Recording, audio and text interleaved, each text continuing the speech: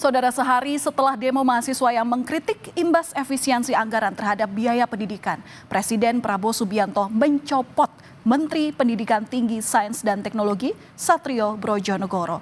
Pencopotan Menteri Perdana di Kabinet Merah Putih ini dinilai dari imbas pernyataannya yang menyebut efisiensi anggaran berdampak pada biaya kuliah.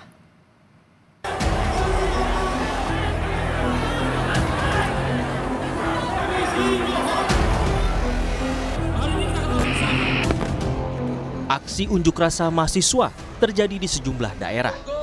Salah satu yang menjadi tuntutan agar kebijakan efisiensi anggaran yang dijalankan pemerintah tidak berdampak pada anggaran pendidikan hingga kenaikan biaya kuliah. Sehari setelah aksi unjuk rasa terjadi di sejumlah daerah, Presiden Prabowo Subianto merombak kabinet. Presiden mengganti Menteri Pendidikan Tinggi, Sains dan Teknologi Satrio Brojonegoro dengan Guru Besar ITB Brian Yuliarto. Satrio sempat jadi sorotan terkait pernyataannya soal dampak efisiensi terhadap uang kuliah tunggal. Direktur Eksekutif Parameter Politik Indonesia, Adi Praitno menilai, penggantian Satrio Brojonegoro salah satunya imbas dari pernyataan dirinya yang menyebut efisiensi anggaran berdampak pada kenaikan biaya kuliah, hingga menimbulkan resistensi dan aksi unjuk rasa dari mahasiswa.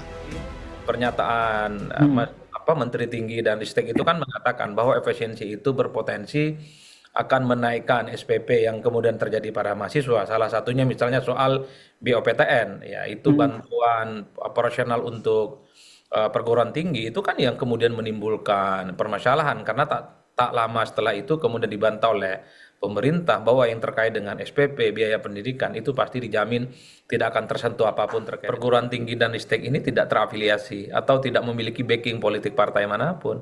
Karena kalau mau jujur, ada juga kan menteri-menteri yang menimbulkan kontroversi, kinerjanya memang sejak awal disorot. Soal aksi demo mahasiswa, Ketua MPR yang juga Sekjen Partai Gerindra, Ahmad Muzani menyebut itu hal wajar. Soal kebijakan efisiensi Presiden Prabowo yang menjelaskan baru tahap awal sehingga menimbulkan kekagetan. Yang dilakukan oleh Pak Prabowo sekarang ini baru tahap awal sehingga menimbulkan kekagetan dan seringkali reaksinya berlebihan dan kontraproduktif. Tetapi sebagai sebuah reaksi saya kira itu boleh-boleh saja.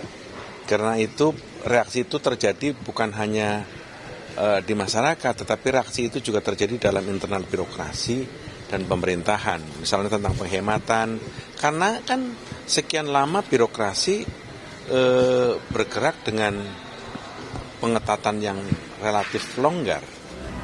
Sehari setelah Presiden Prabowo melakukan reshuffle, unjuk rasa mahasiswa masih terjadi di sejumlah daerah. Tuntutan mahasiswa masih sama, agar efisiensi anggaran tidak berdampak pada biaya pendidikan dan kesehatan masyarakat. Tim Liputan, Kompas TV.